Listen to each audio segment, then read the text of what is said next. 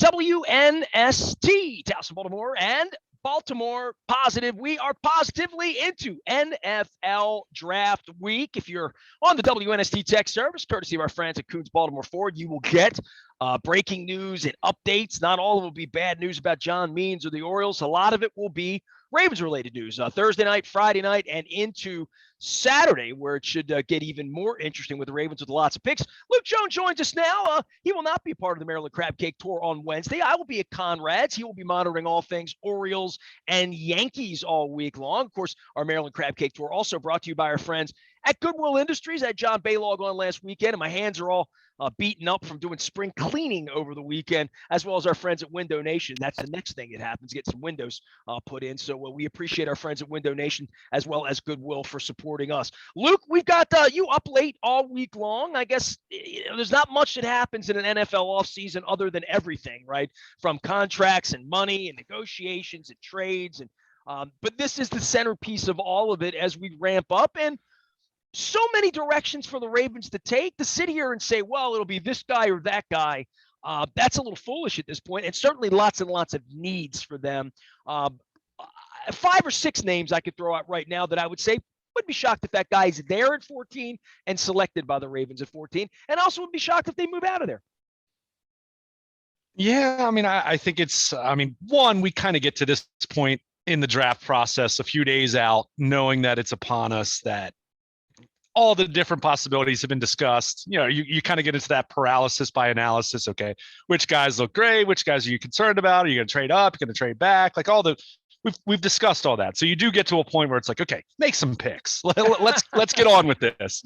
But when you do look at where the Ravens are, they have 9 picks in the first 141 selections, 5 fourth-round picks, which has been talked about at length. Lots of possibilities. But when you're picking 14th, which is territory that they're not accustomed to where they're picking from. I mean, that's not something they've done a whole lot. So you do look at it from the standpoint of you can narrow it down a little more than if you're picking 27th, just because there's not quite as much volatility with 25 or 26 other teams picking before you.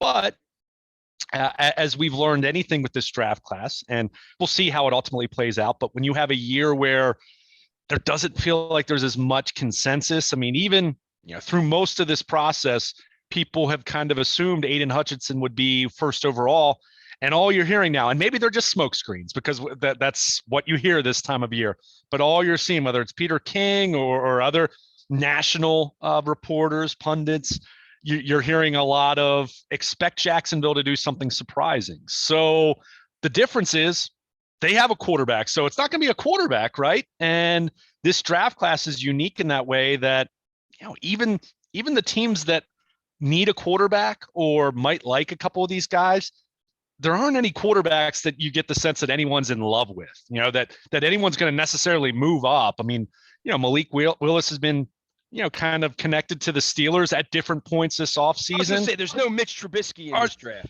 Well, right.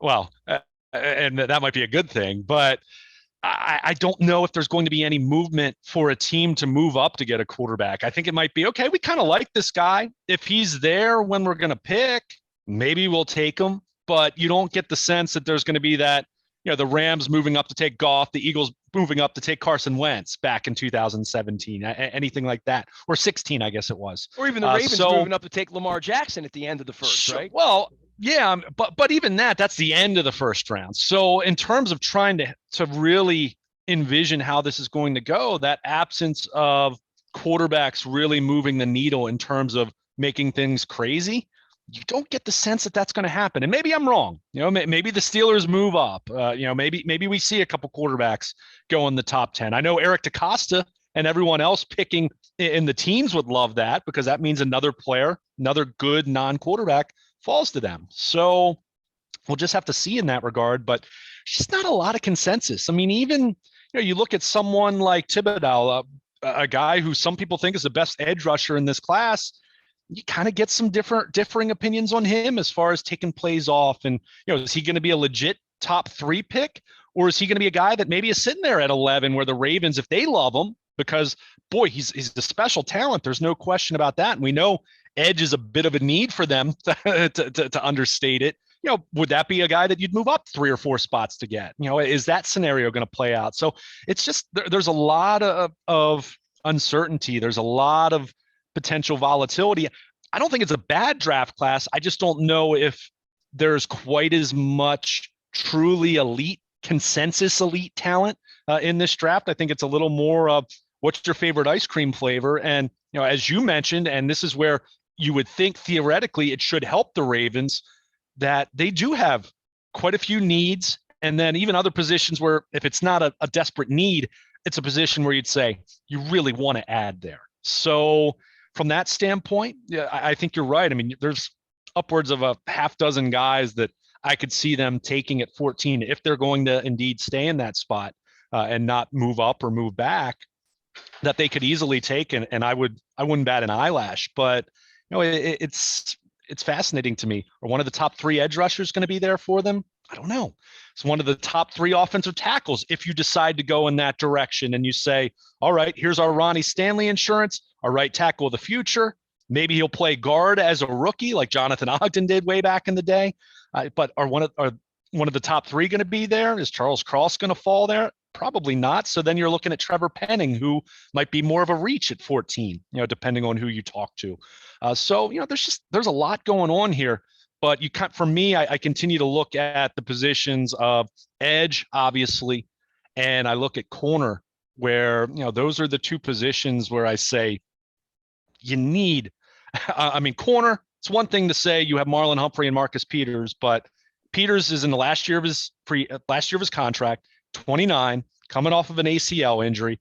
Who's your number 3? Is it Brandon Stevens playing the nickel? I mean, okay, but he's not. He's more of a hybrid defensive back. So who's going to be that potential replacement for Marcus Peters if he leaves in free agency, or if heaven forbid, if his knee's not quite right early on in the season? So I've been kind of on the corner bandwagon for a while as it pertains to this year. Well, you don't get good ones in the 3rd or 4th round. You could talk about these picks. I mean, at you 110 can. and 120 and 130, but you're not taking that thinking you've solved anything. Yeah, I mean, and that's not to say that there aren't guys that end up being really good corners, but you're not banking on that, right? You're not drafting a guy in the 4th round and saying he can start for us this year if necessary. Now, it sometimes turns out that way. Tavon Young was a great example of this. He was a wild success as a rookie in 2016. Unfortunately, that was kind of the high watermark for him because of injuries.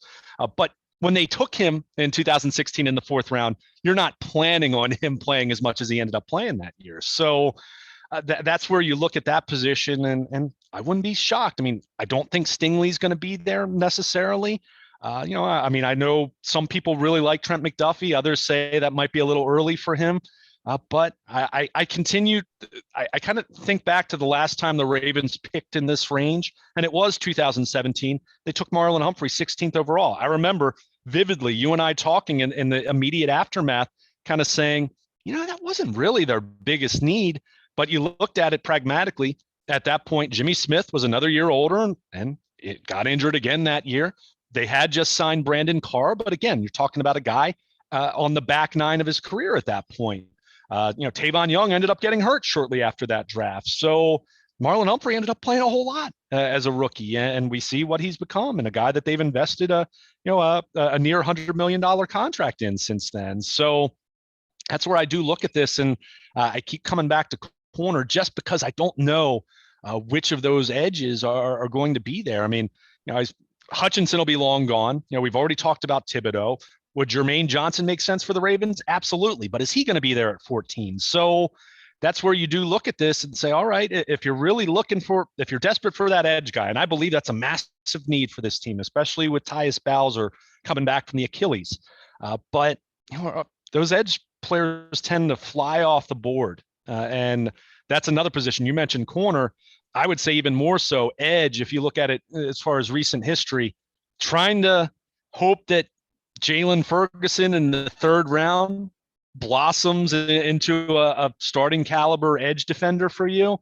The Ravens, that's kind of how it turns out a lot of times. Those guys tend to not really be there, as far as being as good, that they fly off the board, the best ones. So, I think edge still makes the most sense on paper, but Are those top three guys going to be there? I mean, is Trayvon Walker going to be there? I mean, some people think Trayvon Walker might be the number one pick, which I'm still not quite buying, but there's been enough smoke about it. So, I don't know if any of those top four are going to be there. And then, you get into, George Karlaftis and I mean, obviously David Ajabo's Achilles changed things for him. He's probably more of a second round guy because you don't know what you're going to get this year with him. So I just think it's tough in that way. So I think everything I'm just laying out there as far as the uncertainty and maybe there not being a ton of cream of the crop elite talents and maybe there's not a lot of separation once you get beyond the, I don't know, first 8, 9, 10 players, that would all be an argument to lay out to trade back, right? But, and I saw Adam Schefter early Monday morning, he already tweeted out that there seems to be more teams interested in moving back than moving up, which to me is the product of not having an elite quarterback class in this draft. I mean, the quarterbacks are the guys, even from an analytics standpoint, if you're going to move up, you move up for a quarterback. Analytics would tell you that it's really, for the most part, other than the quarterbacks, that's most likely going to be a losing proposition when you're moving up, especially if you're moving up dramatically to get a guy. So, long story short, I don't know exactly who they're going to take. The Ravens, I'm not privy to them broadcasting that information to me or any other reporter in Owings Mills, but certainly a lot of possibilities. And to your point, there's, I just rattled off about a dozen names just now that, some more likely than others, certainly, but I think there are a lot of possibilities there. And I would still say if they can find a partner, I wouldn't be shocked to see them move back if they get to a point when they're at 14 and maybe they have 5 guys that have very even grades and kind of meet a need to one degree or another, that they'd try to move back. But the problem is, I don't know if they're going to find a partner to be able to do that. Well, the year they stunk, they got Ronnie Stanley in 16, right? And injury aside, he worked out. They won games. They won a lot of games with him and Yondo on the other side and like all that. And they paid him. Marlon Humphrey, you mentioned him. He was taken at 16. And I was trying to remember who the other names were. The other name was O.J. Howard. O.J. Howard was a big one, tight end. Garrett Bowles was a tackle, but they had already had a tackle at that time. Jonathan Allen was the rush edge out of he went up going to the Washington Commanders. But Charles Harris was a linebacker too, was another name. Those names were all around. They took Humphrey. I remember you and I discussing it because you were Mr.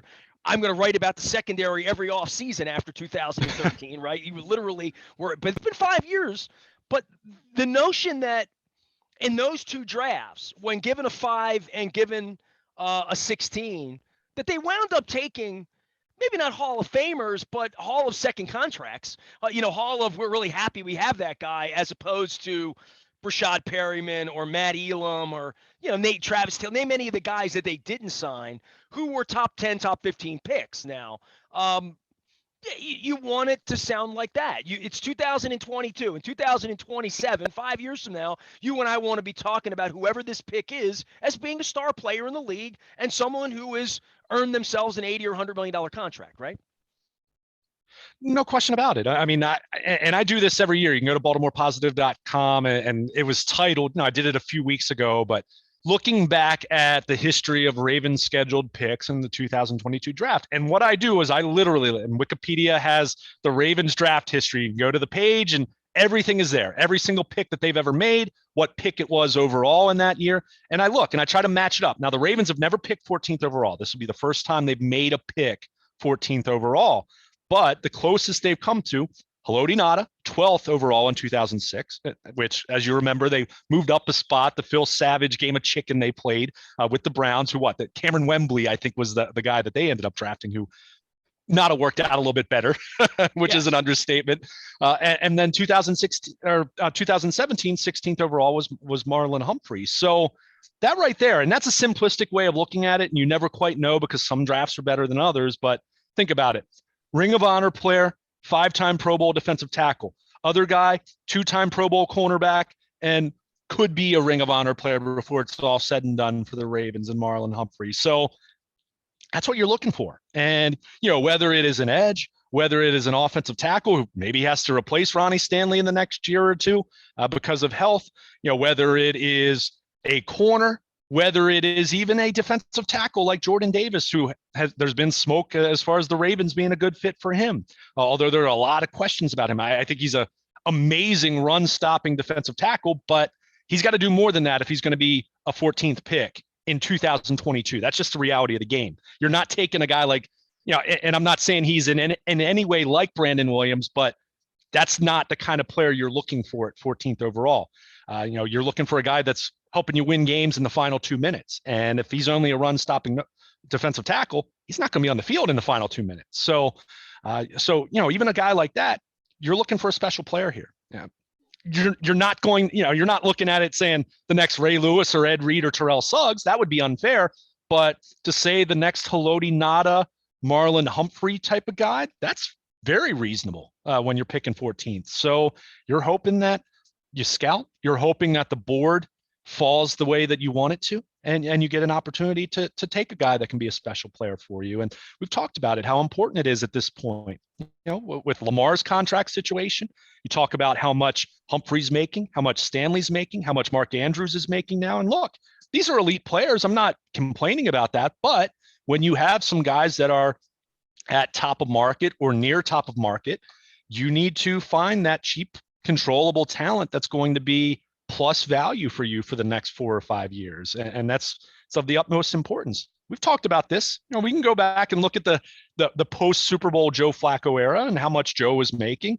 Well, they whiffed on Matt Elam and they whiffed on Brashad Perriman, and they had some second round picks like Arthur Brown who didn't work out.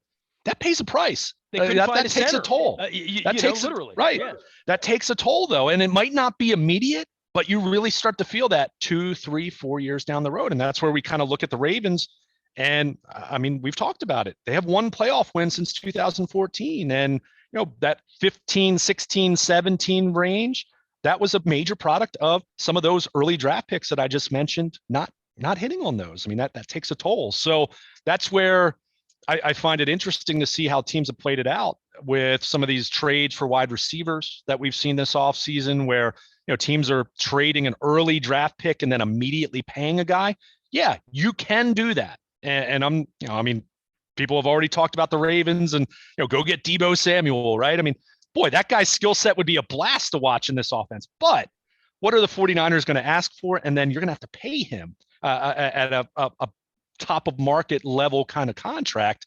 You can do it, but that comes at a cost. And what are you going to miss out on as a result of that? So you're always trying to weigh these decisions, but we know the Ravens, we know how they operate. Eric DaCosta, he had an interview with, I think it was Thomas Dimitroff, I think it was, a podcast, and kind of talked about how they view the draft. And they've talked about this. They know, and we've talked about this for years, that the draft is a lot more luck involved than anyone cares to admit. Everyone loves to think they can evaluate players, and they do their homework, and they know how a guy's going to come in, and they've got a good grasp on his family situation and the people he associates falls down with. a flight of stairs, and then Absolutely, right. Absolutely. So and look, kid takes his scooter out and kills himself in Miami in the middle of the night. You're like literally, right? Things happen. It's tragic, yeah, and that was tragic, and they really like Trey Walker, but there's so much unknown, and that's not even to say that you don't do everything you possibly can, and you don't do everything right, and it still doesn't work out sometimes. So they did everything the point right is, last year. It's a lot of luck Ronnie involved, Stanley, and that's then where 3 running backs, and then Marcus Peters, and to the point where Harbaugh still comes up to me and says, "Last year, last year they are so stung by how bad everything went because they did not have a bad football team. As they went into training camp in August, they did not have we're not going to make the playoffs, we're going to be drafting 14th kind of football team." Sure, absolutely. And I mean, and look at, even as a result of that, because of what was largely injury luck, in my opinion, they've revamped their offseason program. And look, you should tweak and you should try to adjust. And you're always trying to do that. And with the draft, they've changed their draft practices. I mean, they certainly, based on the last 2 to 3 years, how they've drafted wide receivers, it's pretty obvious they changed how they valued wide receivers in the draft. And Eric talked about this. I remember asking him 3 years ago about this, that they kind of felt other teams overvalued wide receivers. Well, no, you need to adjust because that's what the market dictates. So you're always trying to adjust. Your best practices are always an evolving picture. in any walk of life, any career Well, I field, go but back to the certainly the wide draft. receivers, and I see the wide receivers that got drafted in front of Marlon Humphrey. Corey Davis, Mike Williams, John Ross, all were taken in front of Marlon Humphrey. And, I'll take Marlon out of all those guys. Sure. And, Mike Williams has had success. Corey Davis has had his moments. John Ross was an absolute bust. And Marvin Lewis would lament that because that certainly didn't help the end of his tenure with the Bengals. So you never really know. But that's why, going back to what, the overall point I was trying to make, when you have 9 picks over the first 141 selections, they're lottery tickets at some point. Now, first round, you need to hit. We already said that needs to be a premier talent. There's no question about that. Second round, you're hoping that it's going to be a guy that if he's not going to start on day one,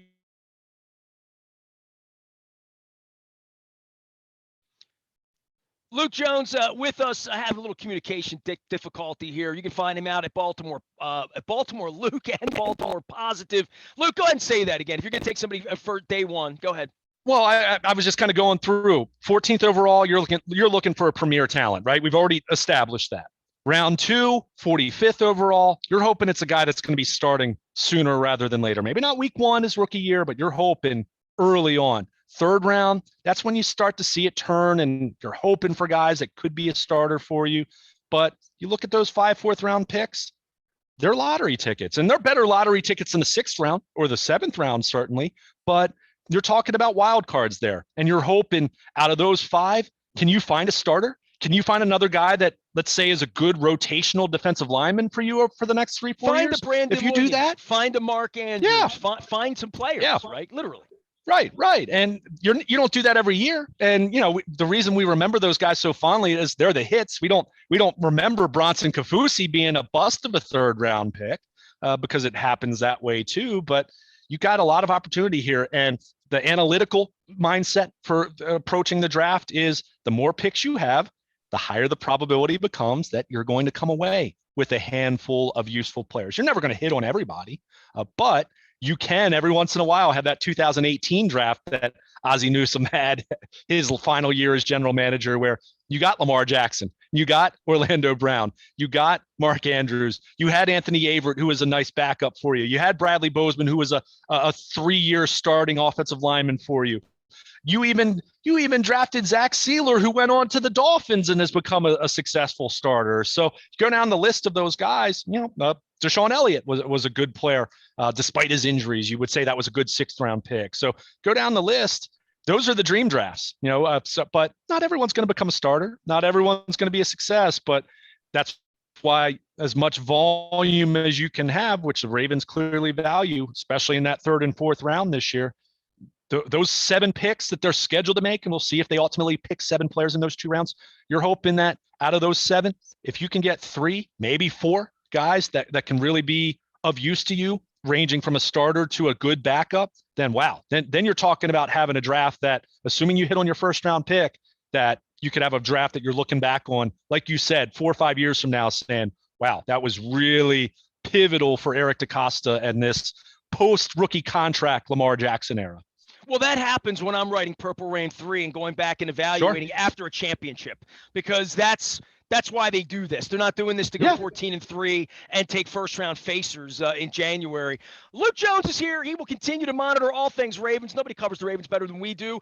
We will be getting out any breaking news going to happen first on the WNST Tech Service. All brought to you by Coons Baltimore Ford. Dennis will be here Thursday getting you ready for the draft from 3 until 5. Luke and I will be here, and obviously Luke will be out on social media, as will I, all weekend long to see the Ravens improve themselves here as we go into 2022. You can find Luke Baltimore Luke out on the Twitter thing. You can find me anywhere social media serve, Facebook, Twitter, LinkedIn, all of those places. The Maryland Crab Cake Tour is back out on the road on Wednesday. We postponed the G&A Coney Island hot dog to early May. Had a little family issue going on there. We're going to make that right. We are going to be at Conrad's on Wednesday from 2 until 5. It's all brought to you by our friends at the Maryland Lottery. I'll have some Betty Boop scratch-off tickets. I have them right here. There you go. Betty Boop scratch-off tickets we're going to be giving away on Wednesday, and a chance to win $10,000, as well as our friends at Goodwill Industries and our friends at Window Nation. I am Nestor, sipping my Royal Farms coffee out of my Cole Roofing mug,